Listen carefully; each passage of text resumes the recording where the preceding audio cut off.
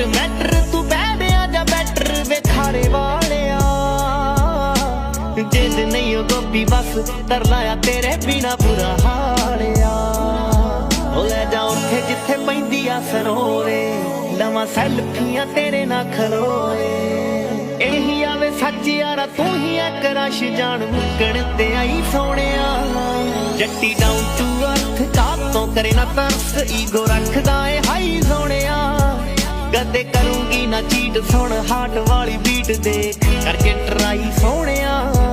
ਜੱਟੀ down to earth